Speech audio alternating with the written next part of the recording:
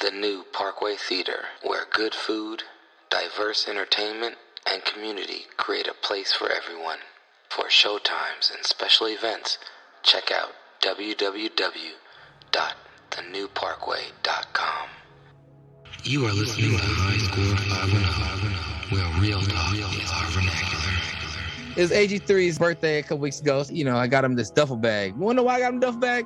Because the nigga got some of the smallest duffel bags I've ever seen in my life. The nigga's duffel bags could fit a pair of tennis shoes. Nigga wears size 13. He can fit one pair of his tennis shoes in his goddamn duffel bags. That's why he bring multiple duffel bags and multiple other bags every goddamn place we go somewhere. Every time we go somewhere, Aaron be like, hold on, man. I'll be there soon. I'm loading up the car. Nigga takes 17 trips because he got about 47 duffel bags. The nigga had the tiniest duffel bags. I'd never seen a duffel bag so small. And he had a hockey duffel bag. Hockey players come with gear, Aaron. Why the fuck is your hockey duffel bag only big enough to fit one fucking skate in it? So I was talking to Jay Zeus about this, and I realized, you know what? I'm gonna buy this nigga a duffel bag that can at least fit 3 pairs of shoes in it. Because the nigga, I'm tired of this nigga taking forever to load his goddamn truck and unload his truck. So AG3, you too old to not have a duffel bag that can fit at least 3 pairs of shoes in it. That's why I give you my Cutty Corner shout out. And that's how I get my exercise. I gotta be fast when I'm loading up the car and unloading. Microdosing duffel bags, man.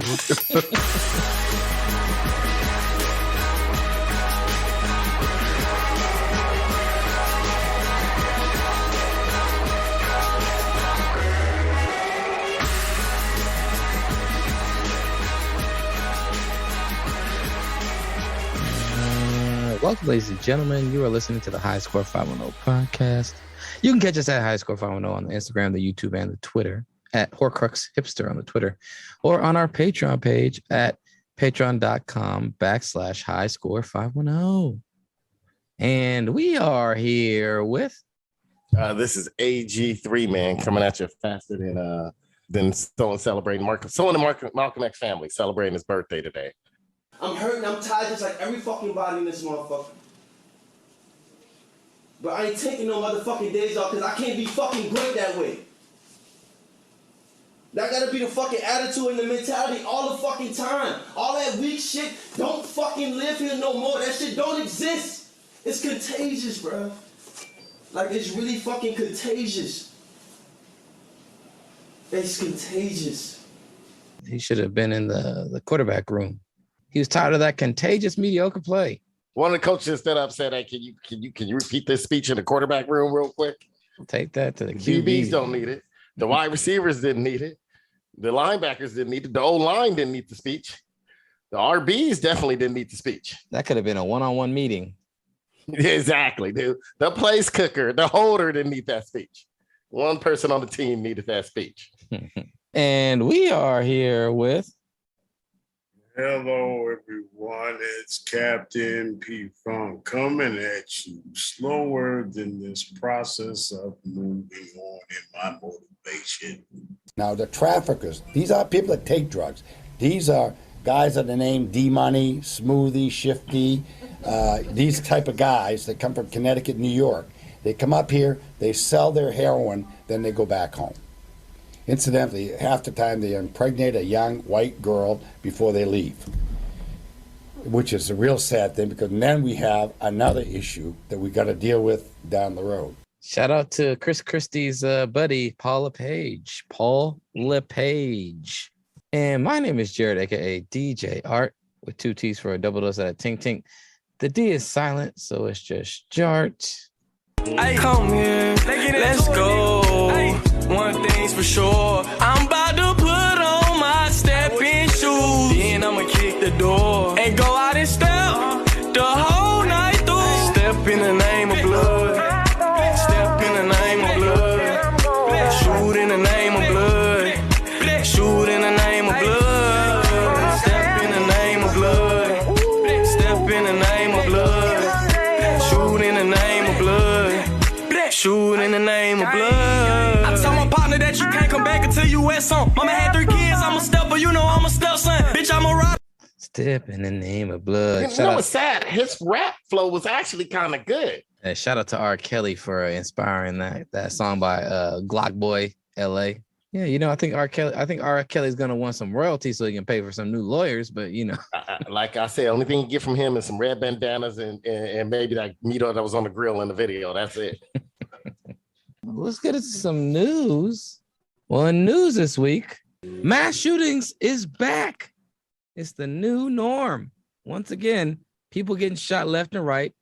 And in Buffalo, New York, a mass shooter killed 10 people, injuring several others, and targeting what seems to be Black people. Did you guys hear about this story? Yeah. There was also a shooting in Orange County, LA. There was also a shooting in Houston. There was also the news. One in Milwaukee. The one in Milwaukee was just a single guy being ignorant. Yeah, there's a shooting in Milwaukee after the Bucks game. And this comes after, about a month and a half ago, a little over a month ago, there was a mass shooting in Sacramento's downtown. But we're going to focus, obviously, on the one in Buffalo because that one is the one that took the most lives and was a targeted attack on a minority community. But how did you process this event and these events? Well, the one in Houston was also a target attack. It was a Vietnamese nail salon. Mm-hmm. 3 Asian ladies got shot. No one else in there. 3 Asian ladies. It's it's sad when you normalize things. It's just been normalized. Like even with my reaction to it, right? Like I'm not surprised. Now maybe I'm not the most apathetic person in the world. Apathetic? What you mean apathetic? That's a magic moment. Empathetic. Excuse me. Empathetic person in the world. Maybe I'm not the most empathetic. Thank you. That's Jared. I just gave you a compliment this weekend on you and your friends from college who got to get great high school education. They read shit like Siddhartha, all kind of shit. Like he read shit that I'm like, damn, you read those books? I only know about them because of Wikipedia. And then you're gonna sit here and fucking call into question my LA Unified School District education right now. Proud of my LA. You don't want to sound apathetic to it. Empathetic then. I'm not the most empathetic person in the world. So you could say I'm the most apathetic person when it comes to these things. I feel like I'm not, because I feel it. I mean, I understand the world's fucked up, and that it was targeted. One racist dude targeted Black dudes, another racist dude target, especially coming off that doctrine, that stupid belief that especially you got a lot of Republicans, senators and House members pushing the belief the whole Democrat want to let minorities in so they could win votes and steal elections. So you got little young idiots like this dude who didn't deserve mercy going in there and doing shit like what he did and what happened in Houston. His name was Peyton. It didn't surprise me when they said Peyton. I said, oh, that's a crazy cracker name other than Peyton Manning. But most of the Peytons I know wear pre-frayed brim hats with tattered jeans and cut off t-shirts to the weddings. But seriously, you name Peyton and some of those kind of names, I'm not surprised. But a Peyton in New York, that surprised me a little bit. Nope, not from New York. He still traveled in New York. He was in New York. 200 miles. He wasn't from New York City. Okay. He was from a different small town in New York. That's all white. I thought he was a little further south. Okay. Peyton Gendron, fuck you piece of monkey crap. 18 or not, you ain't shit. Anyways, yeah, he traveled over 200 miles, was said to have scouted out the location, had been seen there last month and then the day before, and killed 10 people. There's a clip that has been taken down that people have been posting of his, his live cast. His live cast of him carrying out this heinous act, this murderous rampage, where he saw a white dude on the floor and he said, oops, sorry, and then continued on without shooting the white person. So, some people are calling into question, are trying to be like, oh, was it really racially motivated or not? It's like, bruh. That was actually online? Yeah, and then and Instagram keeps taking it down. Get it on Twitch. No. I'm talking. No. I'm not talking about the video. There was comments that actually said, was this really racially motivated? Oh, there's articles coming out. There's people coming out being like, was it really racially motivated? Get all the names because I'm making packages of them, and then I'm personally going to attack them. Mental illness has been used as a. No. Yeah, it's mental illness, all right. Crackazoid, that's what it is. They got the cracker mental illness. Cracker. Talking about what the gun said, nigger etched on one side and monkey on the other. I seen the video. I seen part of the videos because I was at my daughter's house. They have TikTok and stuff. They were showing, you see what happened. And they was all upset. And When he got arrested, of course, he gave up, and they just kind of put him in handcuffs. And if you hear the stories about the families that were there was 2 families. I guess it was a hospital nearby. Mm-hmm. There was 2 family members that were taking care of loved ones. The first lady that got killed was taking care of her brother. And then one of the older ladies that got killed. Her husband was in a retirement home or is in a home. Was in a retirement home. And it was just, it's basically just a lazy Sunday there. And you hear those stories, it makes it, why are you so busy trying to attack innocent Black people? I'm talking to the crackers boys right now. Cracker ass, cracker. Drop your ass in the neighborhood. Let's see you do that in the neighborhood and see how long that shit lasts. It's a bunch of cowards. And the cops that want to be so-called less aggressive, there's your chance to use your gun. Hello? Probable cause, huh? Are you trying to calmly arrest him? No. This dude got an automatic rifle. Yeah, I was wondering where did the Riggs and Murtaugh, because watching some of those old Lethal Weapon movies, they just shot motherfuckers. There was, some of the old cop movies, they always show the cops like, hey man, these guys are, criminals, they're shooting. And for some reason, this motherfucker, once again, it's vexing to me that the white man who is known has already shot people. They say he shot people, he's killed people, he's targeting certain people, he's targeting people, he's shooting people randomly. And then all of a sudden they pull up and they're like, oh, let's see if we can de-escalate the situation. I do like they did the Negro in Texas, in Dallas 6 years ago. He stormed himself in wherever he had shot all those people. You know what they did? They sent in a remote control car with an explosive on it and blew his ass up. Can we just do that to this cracker? How about we do that? Joe, this time they go with backup. You got it. Come on, you guys. Whoa. I'm not going anywhere. Simon says you gotta go. I'm not jumping through hoops for some psycho. That's a white man with white problems. You deal with it. It's frustrating to me. I was looking at the names of the people. Andre McNeil, 53. Geraldine Talley, 62. Margus Morrison, 52. Aaron Salter was the security guard who exchanged fire with them. However, the guy was wearing. And that's the other thing. Like, you going in there with tactical unit stuff on. Like, go blow them motherfuckers up. They going in there trying to do some military grade type shit, and you gonna let somebody with a military grade type shit be like, oh, we should just arrest that person with no harm. No, go shoot that motherfucker. He already killed one of your brothers in blue. Were you aware that if convicted, they might be freed in only 10 years? Yes, sir. I heard people say that. Yes, sir. Do you think men who kidnap a child should be free in 10 years? No, sir. Do you think 2 men who rape a child should be free in 10 years? No, sir. Do you think 2 men who hang a child should be free in 10 years? No, sir. Well, what do you think should happen to them? What would be a fair sentence? Objection, do you think Your they Honor. deserve to die, Mr. Henry? Answer the question. Carly, They don't answer deserve that to question. die. Yes, they deserve to die, and I hope they burn in hell. Anyways, Aaron Salter, 55. Ruth Winfield, 86. Roberta Drury, 32. Pearlie Young, 77. Catherine Massey, 72. Deacon Hayward Patterson, 67. Celeste Cheney, 65. This motherfucker was shooting old people, bro. This motherfucker was, that's a hate crime in itself if they were not even fucking like, I want the Geriatric Association of America to go after this fool, okay? That motherfucker was targeting elderly people. That's how big a coward this 18-year-old, this poo butt ass decided to do is go and like, I'm gonna go to a neighborhood that I don't know. I'm gonna drive all these miles. I'm gonna write a manifesto about my baby dick, and I'm gonna shoot a bunch of old Black people. That's cowardice. The average age, over 62 years old, people that were killed. If it wasn't for that 32-year-old, it would probably be over 65 years old. I had a chance to get on the cop side on this. I was really wanting to be on, I wanted to be back to blue, but the blue always disappoints. Finds a way to arrest a lunatic. A lunafucking tick. Found a way to arrest a lunatic. Only if the motherfucker is stealing money from your bank. Remember that those 2 dudes in, was that in Southern California 20 years ago? Yeah, where they robbed the bank and they had all kinds. They had body armor on. They had body armor, they had everything, and they shot it out with the motherfuckers till the motherfuckers was dead, right? Or one of them might have killed themselves. One killed himself. Yeah, one killed himself. The other one they penetrated the armor. I don't know. I don't think he died.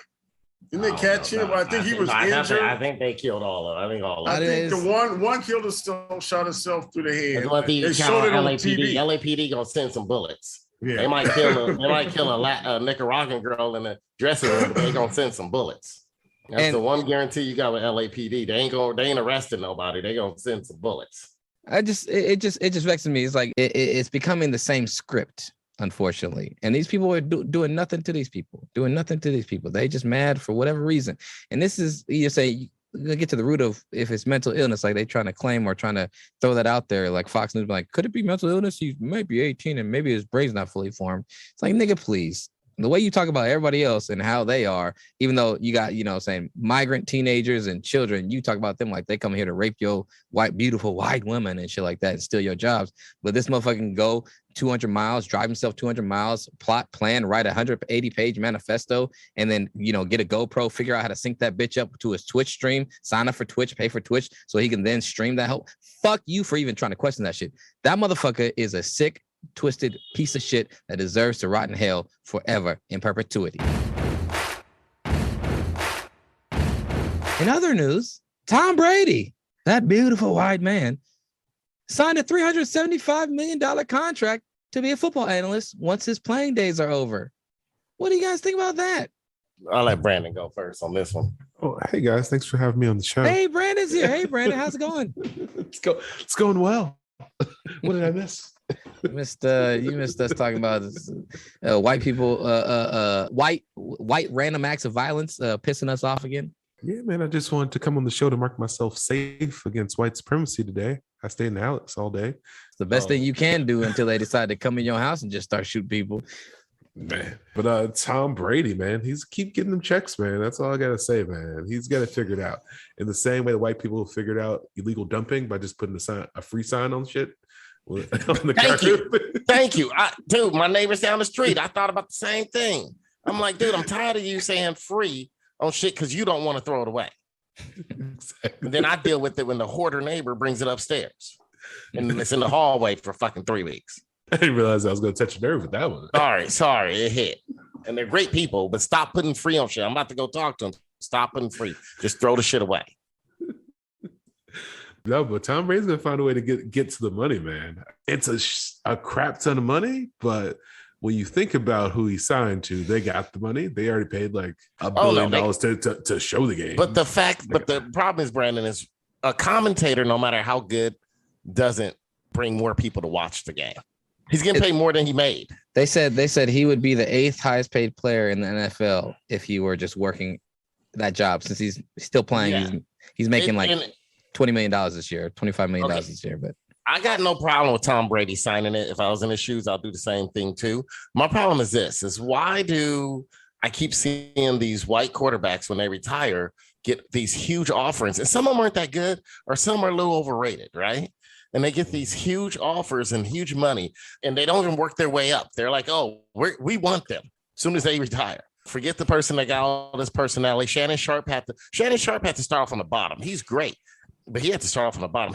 Colin Cowherd used to let him on for free because he couldn't get his foot in the door, right? We're talking about one of the most charismatic players in the last 35 years, right? If it wasn't for something like NFL Network, we wouldn't have saw Deion Sanders or Michael Irvin on TV. And it's just like, why do these people have to start off so low? And then some people, Tom Brady, not even retired yet, gets to sign a contract for making more money than he made in the NFL. The same reason why that cracker baby dick motherfucking Buffalo didn't get killed. I mean, I think quarterback's just definitely going to make more money than other folks coming straight out. It's different with Tom Brady just because he's so accomplished. He brings a certain level of credibility. We don't know how he's going to be calling the game. You don't know. But, I mean, ESPN and all these other places try out people all the time, right? I remember they tried Ray Lewis for a while. They tried Jerry Rice for a while. They tried Emmitt Smith. Like, you see all these guys out there for a couple of years, and it's like, these people aren't really gaining traction. They get let go, or they get like a diminished role. So I think people get trotted out there a lot to see who's going to stick. None of them are getting paid more than any. They were getting paid to be the highest paid motherfucker at the craft. I don't mind if he worked up to that pay, Brandon, but he's starting off at that pay. No, it's not what you deserve. It's what you negotiate. And he was like, man, I can go here, I can go there. Everybody's hoping. Everyone's hoping. Everyone's hoping he's going to be the next Tony Romo, where people are like, oh man, this is actually a watchable game now because he gets emotional about the game, or he can talk about it in a way with credibility that Joe Theismann can't. He's going to get paid twice as much as Romo, and 3 times what Stephen A. Smith, who is the highest paid personality. Yeah, Stephen A. Smith puts in mad hours, dude. Like if we had to put Tom Brady's hours for contract per hourly, Stephen A. Smith. I'll accept it if Tom Brady becomes the Stephen A. Smith of Fox Sports. And he's just where he's covering 8 everything. Shows. No, see, I'm seeing him in the morning, and I'm seeing him cover basketball when it goes off at 10:30. Stephen A. has the same attitude that Aaron had when he worked at the Parkway. He was just like, "What you doing right now?" Oh, I'm sleeping in the back, man. To help out somebody. You're right. I did. What you doing right now? I had to sleep in the back room sometimes. Sometimes I slept there. Well, hopefully, this Stephen A. Smith and other broadcasters are on TV. They can use this as a negotiating tool and bankrupt these idiots. Seriously, he's getting paid by far the most money out of any broadcaster, and he might not be very entertaining. Like the same way they gave Jason Witten the Monday Night Football role right off the bat. And like Jason Witten, he was never a good talker as a football player, but because he was a wholesome 2% milk, whole milk white man who always played football and didn't make a big stink other than not trying to mentor any of his teammates, he was worth it. Bruh, see through the bullshit, man. Too many. This is why we need change at the top. This is why we need more infusion of people of diverse backgrounds and mindsets to be able to see through the bullshit of this. Like, oh, he's a beautiful white man. He did good in one thing. He'll be great to have because his face and his name. Like, nah, man, that's indirect nepotism. I don't even know him, but I know his face and I know his brand for one thing that he did has nothing to do with what he's about to do here. But because of that, we're gonna take him. Dude, there's limits on that. There's limits on it, Brandon. Right? How many Super Bowls has he won though? I don't give a fuck. I'm not paying him to win Super Bowls here. I'm paying him to keep. You don't get paid to win a Super Bowl when you call it a game, Brandon. Ain't I'm saying he's a different type of player that everybody. Yeah, that's a name player. Name another player. Don't get me started on the motherfucking tuck rule. That motherfucker shouldn't have won that first motherfucking title because that motherfucking tuck rule. He came out this week. It was one of those TikToks. Tell us a secret that people didn't know. And he's like, you know what? The tuck rule might have been a fumble. And then that was his clip. He said that himself. And that motherfucking shit was a fumble. That's why he got up off the field, was mad at himself. He's like, shit, man, I just lost this game. That was a fucking fumble, bro. I'm gonna say this as we hopefully talk about basketball at some point. Same thing I say about James Harden, CP3, Kevin Durant. They will be the if champions of the world. If it was called a fumble, he wouldn't have won the Super Bowl. If they didn't do spy game, but what actually happened was somehow he got the ring, he got the trophy. I can only be mad about that so long. No. See, that's the problem. That's the problem, man. That's the problem. That's the motherfucking problem. That's why we need CTR in school. Because you can't even tell me what that means. It's CRT because CTR. No, it's CTR. No, it's CTR. Herschel told me it's CTR. It's called CTR. They want to teach it in school. I'm sick and tired of them wanting to teach CTR in school. Critical race theory. Can you tell me what that means? And my thing is, like, we can't revise history just because enough time has passed and ignore the fact. It's the same thing. Like, man, the one thing happened in Tulsa, Oklahoma, but I don't even know. Greenwood, who knows? We don't know. Like, oh, Rosewood happened. No, we don't even know what that is. Like, all these things that happen that change the course of history. Football right now, man. No, I'm just saying, change the course. We changed the course of history, and now long enough has passed, we can forget the fact of what actually happened in history. That Tom Brady built his fucking legacy off a sham, and then I ain't forgetting it, but I ain't reacting to it emotionally anymore. It's the most American thing possible, man. It's I ain't reacting to it emotionally no more. It's like, what good was that doing me? Look, it cost my Rams a Super Bowl. It cost me seeing a Rams Raiders Super Bowl, right? And for me, it's like, it's not worth reacting anymore, man. But we can't just forget it. We can't let I ain't forget it, but I ain't reacting emotionally go write Hamilton too. You know what people forget. No. It was like, man, hey, man, the slaves had smiles on their face while I was building the White House. Y'all know that? Y'all some niggas for that. How y'all gonna be out here be like, yeah, just because we said we don't react emotionally to they enjoy baking. They enjoy baking Jefferson his pies. So you over here basically giving up the booty Tom's because we said we just don't care to react emotionally about the tuck rule. No, we didn't say it didn't exist. No. We didn't say Tom Brady didn't build a legacy off of it. We just don't care about reacting. Brandon literally said it could be the if thing, but at a certain point we gotta like let it go. And I'm like, no, nigga, you don't let that go. Yeah. At a certain point, but that was 1 of 7 though. Yeah. No. Still have to win 2 more games after that. 3 of 7. 3. plus the fact that they decided not to hand the ball off to Marshawn Lynch. So that's 4. And then plus the fact that they blew a 28. That had to do with Tom Brady. That's 5. He didn't change Tom Brady deserves 2 titles. 2 titles max. In other news, the NBA playoffs are in the conference finals. We have the Eastern Conference Finals set with the Boston Celtics heading down to Miami to face the number 1 seeded Miami Heat, who seem to be on a roll, by the way, might I add. And we have the Golden State Warriors facing off against Luka the Don and the Mavericks. The Suns, Pedro, your home team, the team that you love, Chris Paul, that old savory, savvy Negro and his squad, were trounced by Luka Doncic on their own home court by over 30 points in a game 7. What do you guys think about that? I was kind of surprised that game 7 went that way. DeAndre Ayton was out of sorts. I didn't know they had any locker room beef, but I guess he's mad about not getting his extension.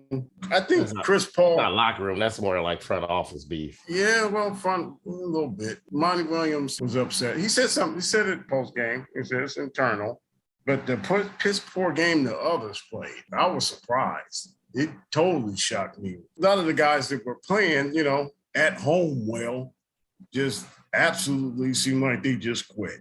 They let Spencer Dinwiddie, who's been dead, light him up along with the unguardable Luka Doncic.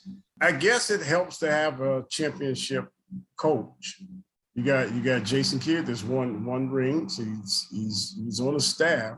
They put up for it, no effort. But they changed some things up. He knew, hey, Chris Paul, post him up. I don't think he's at full strength.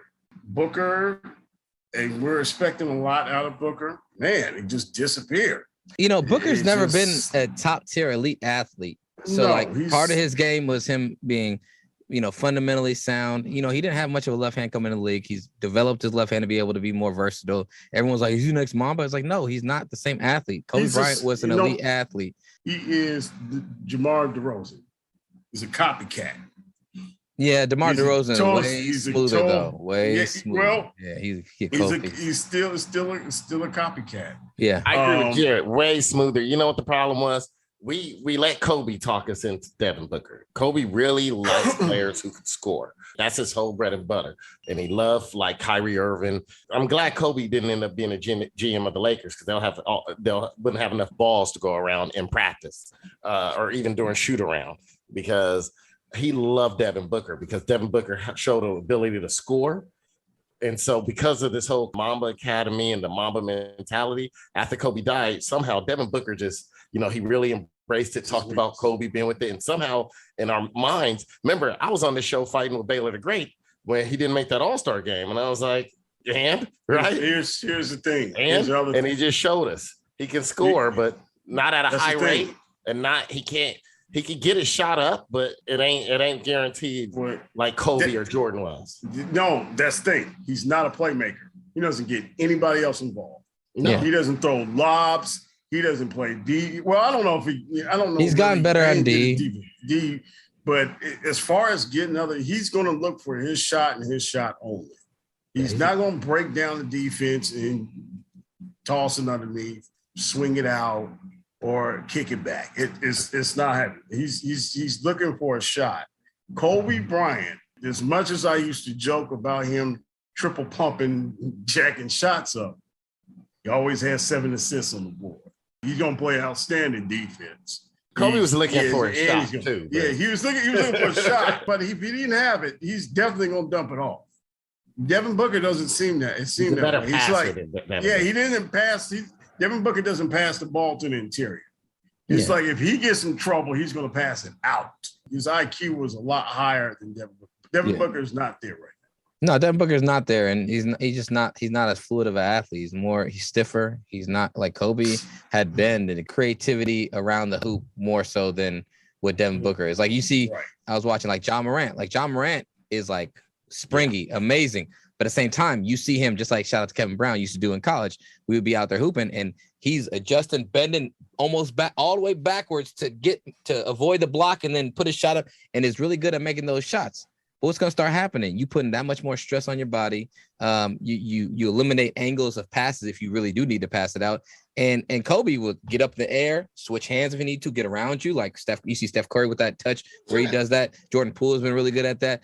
But Devin Booker is not a guy that's going to go up and like in midair change and get around you and lay it up without the contest the same way. And so I think that's part of it. But one thing I definitely saw, watching a little bit of the game is Dallas didn't like blow them out because Dallas was just like balling. They scored like 57, 60 points in the first half. That's a good first half. It's a solid, good first half in basketball, right? The motherfucking Suns scored 27 points in the first half. No effort at all. 27 points. That's what made me think something was going on. There was no effort at all. Something happened before. They got punched in the mouth, and they didn't respond well. They got punched in the mouth after game 6, and they didn't respond well that game. Once they gave it they all, and they couldn't put Dallas away, and Dallas kept fighting. Dallas took the lead and kind of took a huge lead on them in game 6. You could tell they were deflated then. The one thing that I liked about the Suns is they had an offense where they had these different parts, and everyone, when it's all running, they're a very hard team to beat because they have length and size in the middle that can keep a defense honest. They have shooters on the perimeter, a couple of them that are high level shooters, and then you have guys that are like give you length and athleticism as slashers, and all around solid defensive players. So they have a good combination and a balance of players and styles. But one thing I heard was like, hey, other than Chris Paul and Devin Booker, they have no other shot creators. They have nobody else that can create their own shot. Yesterday, when they weren't running a real offense, there was a lot of standing around. Same thing the Warriors, what concerned me about those last couple of games against Memphis in their series, and we'll get to them in a second, was that there was a lot of one-on-one, get your switch, go one-on-one against this guy, and then we'll see what comes off that. And like that can work in spurts, that can work for periods of time, but that can't be your only game plan. And that's what I saw from the part of the game that I watched yesterday, was that the Suns weren't running a real offense. Dallas, they have 3 guys that can create their own shot, and Brunson, Dinwiddie, and Luka. And like Dinwiddie and Brunson are way more up and down and way more unpredictable. Luka is pretty consistent about creating a shot and getting what he wants. And so that makes them more dangerous, especially if you're going to play that style. And that's what they did last year. The Suns did the same thing last year. They started playing their opponent's style of ball. When they went up against the Bucks in the finals, they started playing the Bucks style of ball. They started trying to match what the Bucks were doing instead of just doing what they do. And that's why they lost that series in part. And also Giannis, Middleton, and that team was just making all the plays they needed to. And then Giannis dominated. But the Suns have a real identity crisis. Are they going to run and be who they are as a combination of their parts? Or are they going to always try and morph into playing the style of play that their opponents play? Because when they do that, they fail, and they fail fantastically. So it really came down to Dallas's defense yesterday, because they just weren't making shots. They tried to go to the rack, they weren't successful. They tried to shoot deep, it wasn't successful. Yeah, they just weren't into the game, man. Because Phoenix does have defenders. They've been one of the best defensive teams in the league all year. That wasn't a fluke. They had the size to match up against Dallas. The length, the size. It was all mental, man. And from what I hear about with Ayton, man, he said something to the coach, and Monty Williams was like, nah, you ain't. Well, that's been the reason why they didn't offer him a max contract. It's been his attitude. Like, he's been up and down and not consistent and super 100% dedicated all the time. He was upset earlier in the year, Pedro, when they didn't offer him. Because, as a rookie, when you're a first round rookie, they offer you the rookie deal. It's up to $200 million, right? The most that any team can offer you. Like Zion, if Zion wants to leave after next year and become a free agent, he can't get that $200 million. But he's betting on himself, right? Michael was talking to him. He said he seemed a little timid and a little sensitive this year while playing the 2K. Yeah, it's his 2K buddy. Yeah, it's his 2K buddy. What Ayton is? Yeah. They play 2K all the time. Man, tell him to come on the show. Yeah, it was a major collapse. Suns, the defending Western Conference champions last year, will not be making a return to the finals, and neither will the Bucks, who lost. But Patrick Beverley was on Get Up and on First Take Monday morning, and he was throwing shade at Chris Paul. CP3, is he going to be a Hall of Famer? No question about it. Yeah. Right? No question about it. Do guys in the NBA go to sleep early the night before playing the Phoenix Suns? Hell no. You mean as a team, or would you talk about Chris Paul individually? Chris Paul individually. Okay. No. I'm going to Steak 44 over there in Phoenix. I'm going to have me a nice little wine, probably sweat it out, and but the pregame shoot around and get ready for Chris Paul. Steph Curry, I'm going to bed at 8 o'clock. Mom, don't call me. My girl, don't call me. I'm locked in right now. It's two different monsters. He also came out and had this to say. I was going to say, he said a lot more than that. The Suns didn't show up. They didn't play. They scored 27 points in the first half on their home floor in a Game 7 for a team that, however good or bad we think they were, they did win 64 games this year. It is something that I think has stunned a lot of people. How do you explain it? First off, I know I'm going to get a lot for this, but, I don't really care. They benched the wrong person. Should have benched Chris. And I'm not saying bench him now. Once you see they starting attacking Chris, as a coach, you have to understand that, man, I have to understand they're attacking my main guy. I can't get buckets from him. I have to make an adjustment, whatever that adjustment is. He also had this to say.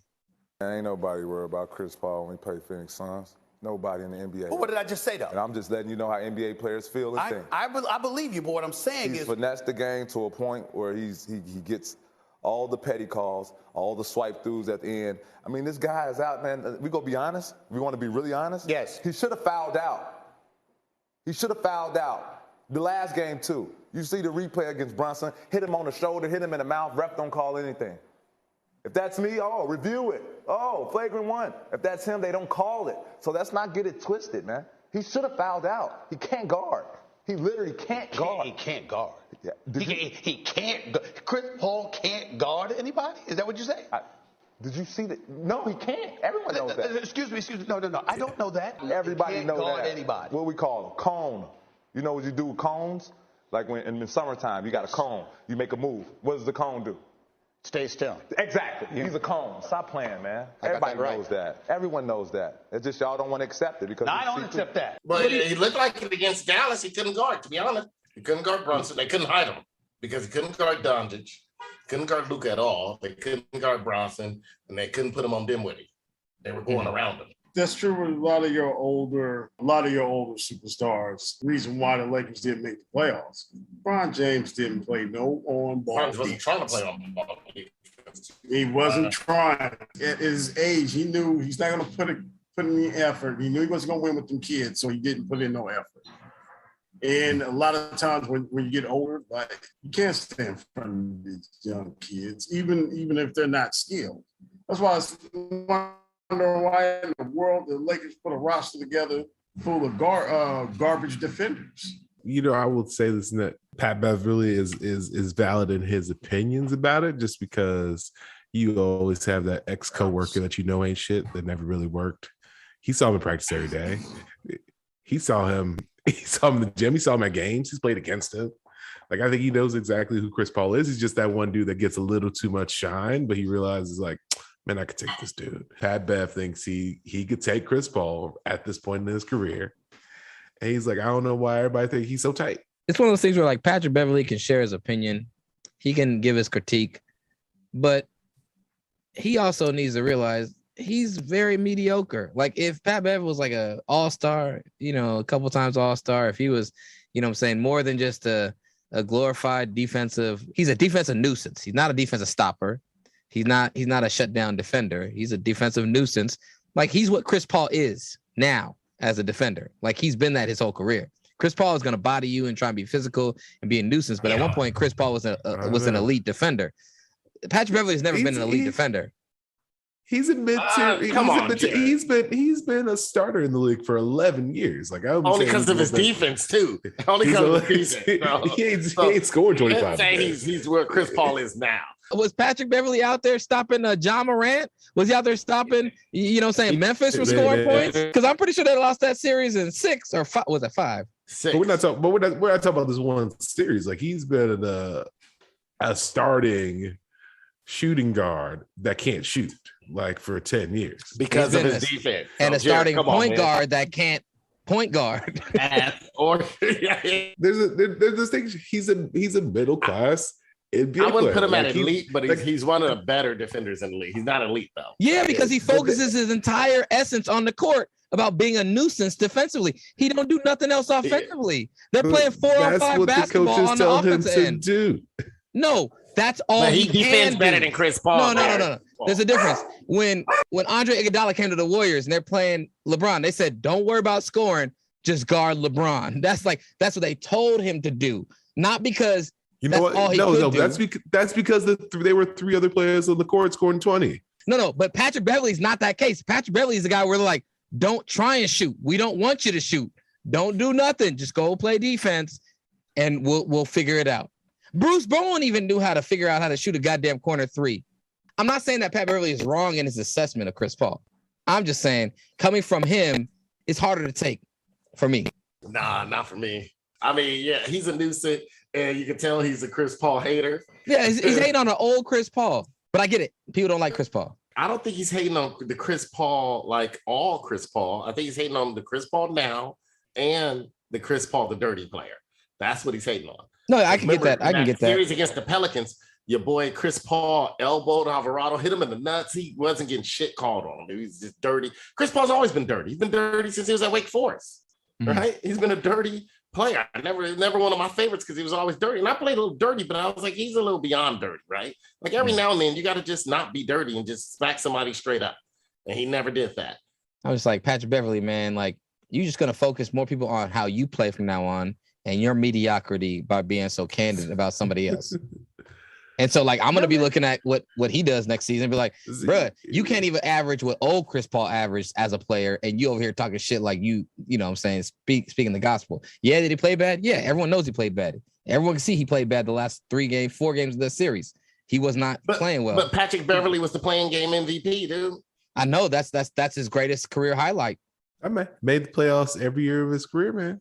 Every year he's been in the playoffs because he was carrying that team. I'm just gonna say one thing that made me gain ultimate respect for Chris Paul is the fact wherever he's gone over the last few years has made a playoff team. And you could disagree or agree with that, whether or not that's to solidify his place. But he took OKC in the 1 year he was there to the playoffs. Do you know what OKC is now? Yeah, nothing. Fuck OKC. They ruined my last 2 fantasy basketball seasons. What the fuckery they doing? Why I don't play fantasy?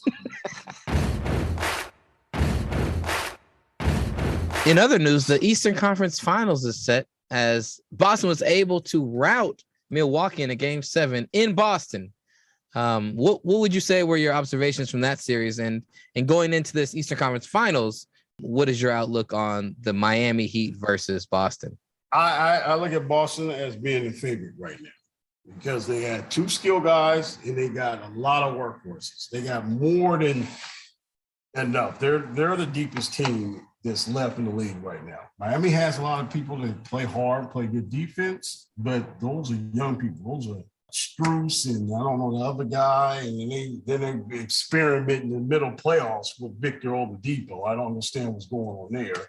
Offensively, defensively, the Celtics are more polished. I picked the Celtics in 6. I'm not too sure on these finals when it comes down to it, but the Celtics to me right now are starting to look like the favorites. They dethroned the champion. They took all Giannis's punches, and it looks like Tatum is finally growing up. I just right now they're just on a roll, and it looks like we have a superstar in the horizon. I don't know about Pedro with this Boston being deeper than Miami. I feel like Miami's deeper than Boston. They're not playing Duncan Robinson. They're doing goofy stuff with Duncan Robinson didn't have a good year. He's a specialist. Duncan Robinson comes on to run off screens and shoot. And to me, that makes them deeper because they can go to people that we have seen that's been proven in the playoffs and done it. For me, Boston is a 2-headed horse when it comes to scoring. They got a great couple of games, or maybe 3 games out of Al Horford in that last series where he turned back the clock. But to me, Miami's more. And trust me, I'm a big Jason Tatum fan. Jared let you know. I'm still mad at the day that the Lakers let fucking LeVar Ball talk him into drafting his goddamn son over Jason Tatum. But I don't know. I don't think it's that clear cut for Boston. I think they're not as deep. If you look at their minutes, those fools play some major minutes against Milwaukee. And they beat Milwaukee. They took Milwaukee punches, but Milwaukee was without Chris Middleton the whole series. And I think that's what was missing when they needed to get a bucket. Outside of Giannis, they couldn't get it. Yeah, no, I think Chris Middleton was a big key. And the fact that they took him to 7 games without Chris Middleton is a big thing. It's like And we were talking about it a little bit yesterday. Aaron, is Chris Middleton is their Klay Thompson. He's their guy that, you know what I'm saying, keeps the rest of the players honest and can be a stabilizing force when your star is struggling. And Giannis looked like he was just off yesterday. He was missing. He was just off. And people were saying that, you know, he probably was just tired and fatigued, averaging 40, 10, and 15. It shouldn't be a surprise that team struggled. Grayson Allen, Connaughton aren't suitable wings that can, you know, step up in those big moments the way that Chris Middleton proved last year. They don't beat Kevin Durant in Brooklyn last year without Middleton's defense and shot making ability. They don't win that title without Middleton being that player that keeps the other team honest and allows Giannis to really work and just dominate. Brandon, what are you looking at in this upcoming series, or what did you see in the Boston Milwaukee series?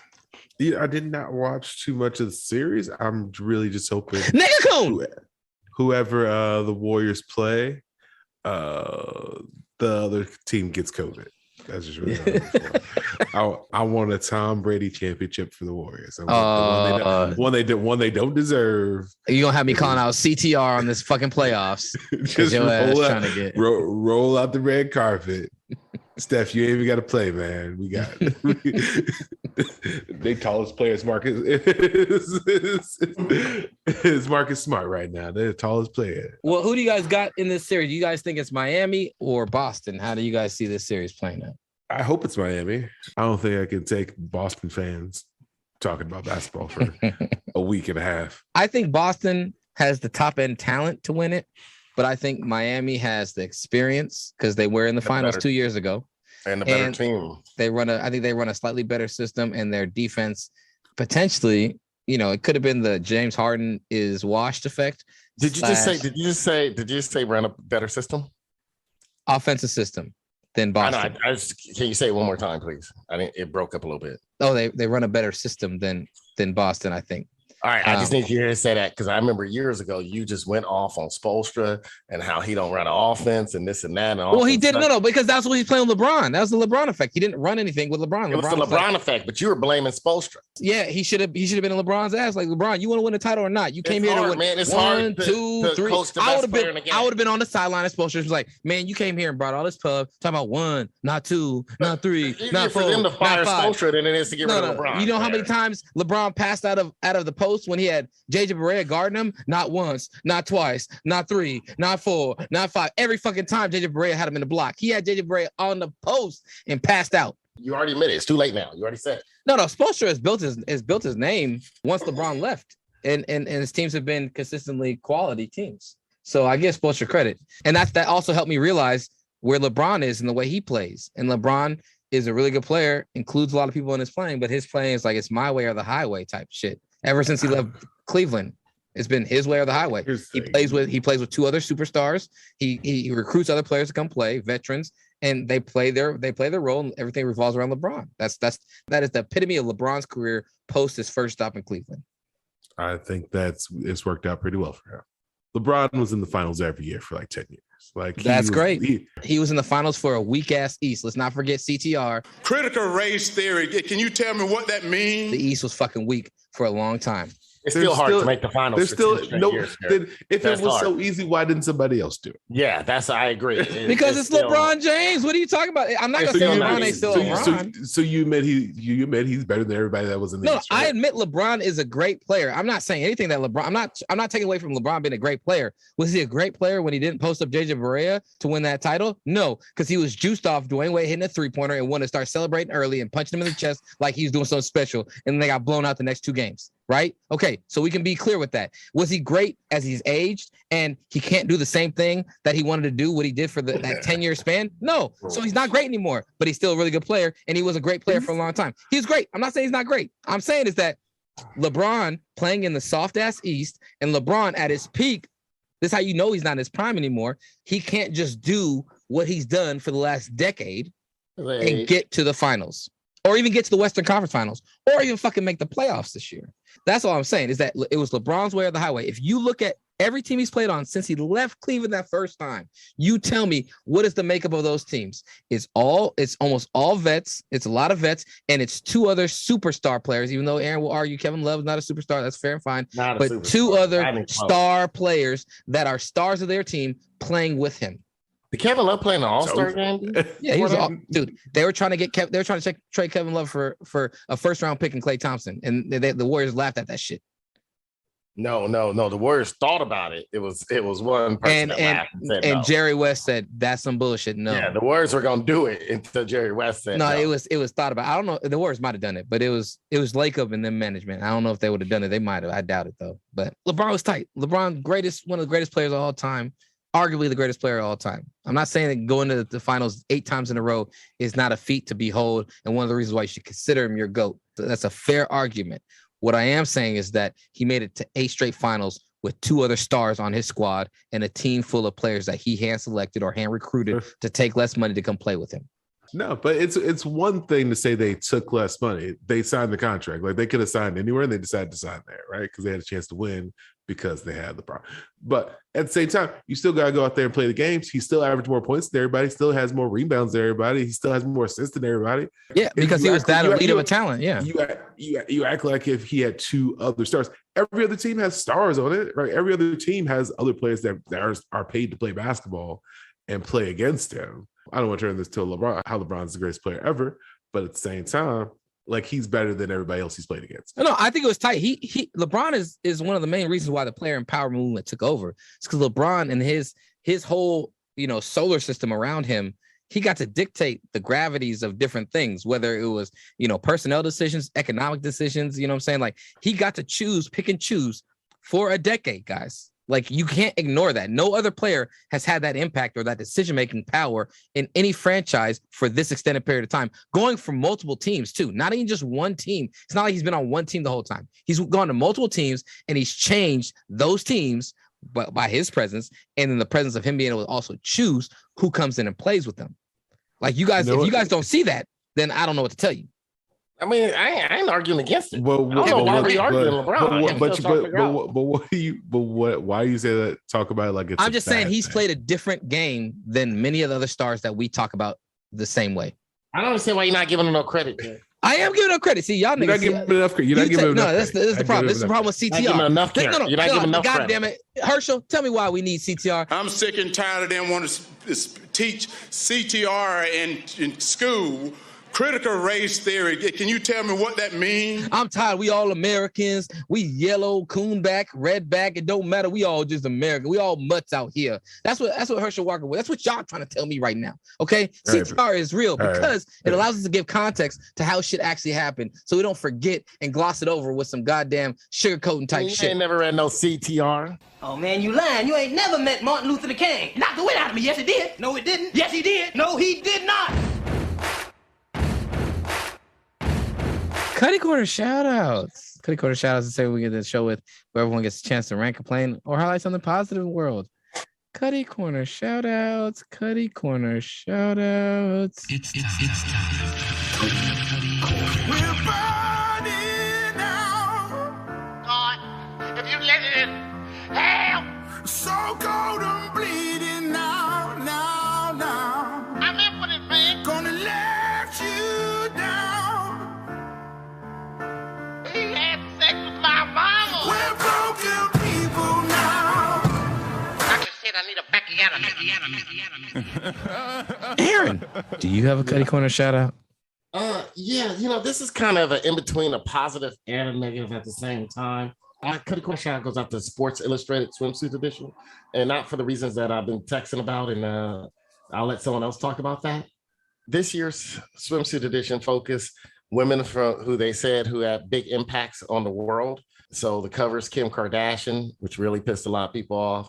There's some WNBA players, there's some plus size models. But one of the models, they chose to go an older model.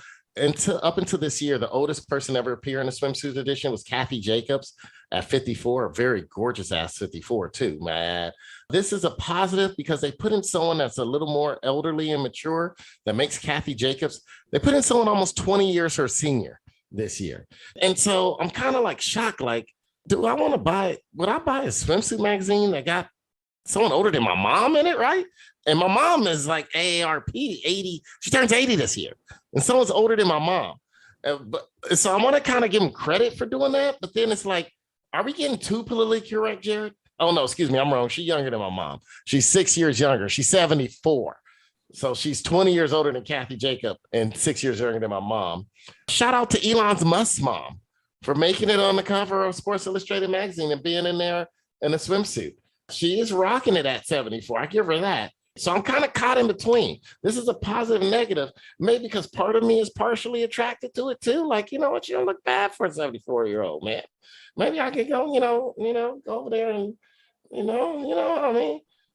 Like, yeah. Shout out to May Musk. Go do some Earl Thomas stuff too. No, I wouldn't do that for him. That motherfucker need to be in jail. That's a pervert. No, that's a you know what? No, there's a stage past being a pervert. A pervert is fine to be, but when you're a stage past and you're a degenerate, he's a degenerate. That's when you go too far. Perverts are fine. You just have your kinks that's a little more kinky than most people, but your kinks are in a safe place. Huh? So you like borderline Deshaun Watson. He might be a degenerate. We don't know yet. I mean, the case got thrown out. He might be a degenerate. Well, that's why I'm saying it's just really more kinky fetish. Like, I just want to show that Captain Jacobs. You're right, Darius. You're right about that one. Thank you for that, Darius. No, but see, kink, yeah, but see, he's a degenerate because he's going against people's wishes. Like a pervert finds people who are into their kink and their perversions, but degenerate, you don't have any respect for anybody. Like R. Kelly might be he's probably a degenerate and a pervert. You could be both. You can be both. You can be both, but the degenerate side of him is what fucks everything up. But he's a pervert in public, but a degenerate in private. Like Ray J. Ray J's a pervert, but he's not a degenerate. I don't know. I think pervert can also be a negative thing. No. If you think about it the right way. You see, this is you guys also not having nurses or usher boards in your church. So as long as you go to church, you can go be a pervert. You can be a pervert. Church is full of perverts. That's where they used to hide them. I am delivered. Brandon, do you have a Cutty Corner shout out? Yeah, man. My Cutty Corner shout out goes out to the NFL, who has decided to talk to Deshaun Watson about what's been going on with him the last 2 years this week.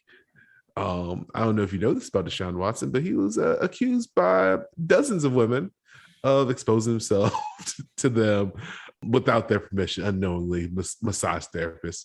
Now, a little bit context around this Deshaun Watson thing is that he would go to different massage parlors, and all these women had the same exact story. They would either be ready for the massage and he'd be naked, or he'd like roll over and the towel will slip off or some shit like that.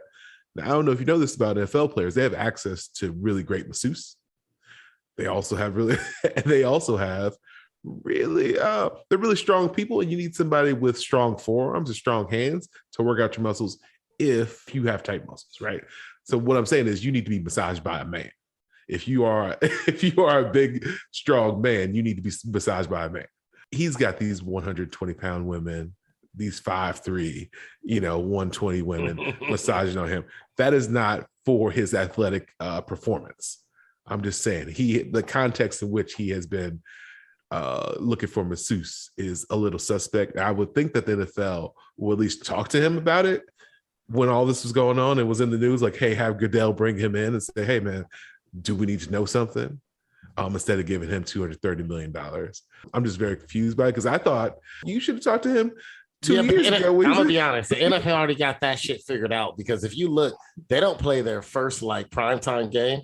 I think they already know they're probably gonna suspend them in how long because this primetime game comes later. And they could have done it early in the year. They could have. And that's why they get my Cutty Corner shout out. Could have done shit for a very long time. And you know what he's doing? He's running the Kanye West playbook. He's going to church. He's going to get married, and then he was on the conference call with Ben Roethlisberger. So now you know what's going to happen is he's going to start praying in the last game. And you know what people are going to say? Oh, look what a good Christian man that is. But he's a pervert and a degenerate. Thank you for the vocabulary. He's a degenerate. I don't know if he's a pervert. Those aren't really perversions. That's just a degenerate. Another Cutty Corner shout out. I just want to shout out to every college athlete getting that money, that NIL money. Jared's internet froze me again. Anyway, man, shout out to all the college athletes getting paid. There's a lot of money being dumped into college sports right now, specifically college football and college basketball.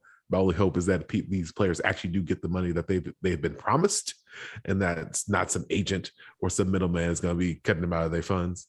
And you also take some tax classes, by the way, as well. Just, that's free game right there. Darius, do you have a Cutty Corner shout out? Yeah, man. My Cutty Corner shout out this week, it goes, fortunately, to the Phoenix Suns. I don't know if y'all talked about it on this show. Ain't nobody worried about Chris Paul when he play Phoenix Suns. But it is so sad to see Chris Paul melt away like a popsicle in the sun. CP3, is he going to be a Hall of Famer? No question about it. Yeah. Right? No question about it. Do guys in the NBA go to sleep early the night before playing the Phoenix Suns? Hell no. He ain't going to never be right. Somebody said he going to come back and hustle harder next year. No. I'm going to Steak 44 over there in Phoenix. I'm going to have me a nice little wine, probably sweat it out, and but the pregame shoot around and get ready for Chris Paul. Steph Curry, I'm going to bed at 8 o'clock. Mom, don't call me. He's going to come back and retire next year. I don't know if y'all know that, but the nigga is old as pixie dust. We want to be really honest? Yes. He should have fouled out. He's already had 2 surgeries. He has some issues on his back and his shoulder. So let's not get it twisted, man. He can't guard. And yeah, man, he's getting up there. So if he didn't do it last year, what we call him, cone, or this year, there ain't no more years. It's over for him. You make a move. What does the cone do? Stay still. Exactly. Well, my Cutty Corner shout out goes out to Elon Musk and his baggy mom tit face. Nah, I'm not talking about his mom. I'm just talking about his face. Elon Musk came out this week and said he would rescind the ban, Donald Trump's Twitter ban. As much as I am happy that I can get back on Twitter and say what the fuck I want, I think there's certain people that should be banned from Twitter based upon things that they've said and the relative power they hold within what they say or when they say what they say. That's why we need CTR once again. Can you tell me what that means? It's because it's not like Donald Trump was just Donald J. Trump, entrepreneur that's gone bankrupt several times and has a bunch of legal issues for being a douchebag, but also has a lot of money. No, it was Donald Trump, president of the United States of America, saying some wild, uncouth ass shit, spreading lies and trying to drum up his base to act out in a certain way. That's why he was banned, not because it was free speech. Free speech is protected to a certain extent. To a certain extent, Elon Musk. You wouldn't know that because you came from apartheid Africa, South Africa. All you care about is white people saying whatever the fuck they want to say. Okay? Part of the reason why shit happened in Buffalo this weekend is because motherfuckers like that. You know what I'm saying? From a position of power, you got your president saying shit that's xenophobic, saying motherfucking minorities or Democrats who are associated with minorities are the reason why shit is going wrong. It's literally lying. That's some bullshit, man. So for you to act like he's just a regular, and this is the thing that gets me. Rich people want to be perceived as regular people so hard, especially in the lens. They want to be seen as regular, humble people until they take advantage of the things, the access, the money, the resources that don't make them normal human beings. It's like if you want to be perceived as a normal human being, denounce all that shit or share it equitably to anybody and everybody that comes forth and wants to partake in what makes you not a normal person. The money, the power, the access. You can't act like, oh, I'm just a normal person. You know what I'm saying? We got to be treated a certain way. We got to be treated fairly like any other normal person, except for when it doesn't play to what you can do differently than everybody else. So get that mentality out of here. I'm tired of that shit. All this reality TV has made us see this glamorous rich person trying to make us feel sensitive for rich people. Fuck that shit, man. Y'all rich for a reason. That's why we call you rich people. That's why you get treated like rich people. That's why you don't get held to the same standard in the courts or in any other place. It's because you are rich and you have power and you have access. You have resource. You have influence. Stop trying to act like you're some normal ass person. My second Cutty Corner shout out. There are normal people, Jared. No, they're not normal people. That's not, if they were normal people, they would be broke just like everybody. Like normal people is making month-to-month shit. not be able to fart out money from your asshole and put it on goddamn space program? No, we all work with different numbers. No, Brandon. No, don't even come with that shit. That's why you need CTR, nigga. Oh yeah, man. You know, like I don't know why you think CTR is gonna be the answer for some shit. Dude. CTR is the answer. Can you tell me what that means? It ain't the answer for shit, dude. Our country was. You think every teacher's gonna teach it well? I'm not saying every teacher's gonna teach it well. You think some of these ignorant motherfuckers that can't even read gonna learn it? There's gonna be some black motherfuckers that ain't gonna be able to know what the fuck it means. And there's one less excuse for them to have. CTR ain't gonna help out. One less excuse. Racist is gonna be racist. That is one of the reasons why you fight for equality. That's one of the reasons why you fight for advocate. I'm not saying don't. I'm just saying CTR. You act like that shit's the gospel. Like this. I'm not saying it's the gospel, but it's something that's that the way you acting. No. This is the problem. Is that you're not listening right now. The problem is that it's another excuse and it's another reason. It's another hurdle we need to get by to make the world more equitable. To make the world, our world, at least our world, more knowledgeable about the way race impacted the fucking empire that has grown into what it is. That's the whole point. It was a racially based empire. It used racialized slavery to build this empire, to become the hub of economic freedom and not even economic freedom, but to become the hub of economic commerce and production that it did.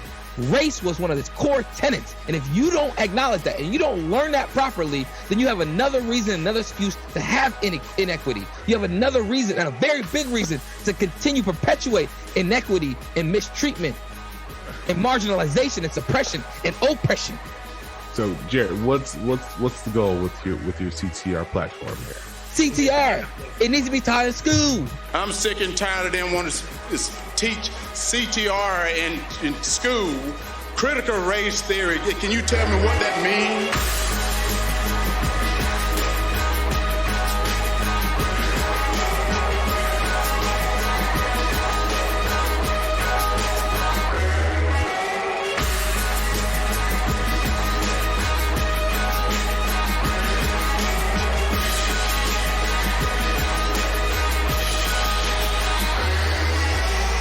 Don't worry, I watched Matlock growing up. I'm well versed in law.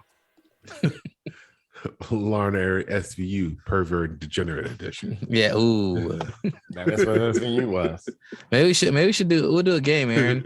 We'll do pervert or degenerate, and we'll Aaron, you got Andre Rison. Pervert or degenerate? God, he was just dirty, man. He perverted, but dirty pervert, man. Just dirty. He's borderline. He was just, you don't share jackets with him. All right, Ben Roethlisberger. Degenerate. Andre Rison never raped no woman in no bathroom, or a couple of them. Degenerate. Nate Newton. They knew no drug addict pervert.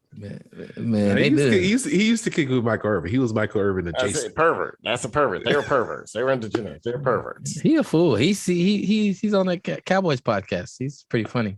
Let's see who. Marshall Faulk, degenerate. Marshall. Yeah, he proved that he is a late bloomer degenerate. The late bloomer degenerate, putting his dick on people's shoulders, stuff like that. Marshall Faulk. I thought that was somebody else. No, that's why he got fired. He put his dick on somebody's shoulder. Somebody else did that too. Dude, yeah, he did all kind of shit, man. In the NFL, when he was at the NFL Network. Yeah, they were all him, Heath Evans. They were all degenerates. Oh, Heath Evans, he lost his job too. Chris Carter lost his job, degenerate. Chris Carter, I felt bad because he lost his job with ESPN for what he did at the NFL Network years before. Right. Oh, Paul Pierce. You know what? He's not even a pervert, man. He just a guy that like getting high and drunk. But he's a pervert because he like having strippers in the background on his live stream. I don't consider that okay. A pervert because he likes strippers to come over his house. That's not. But he's also putting that on his social media.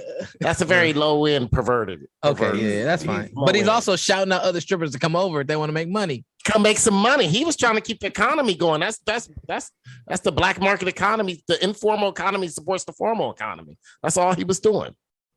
He was an entrepreneur. That's hilarious.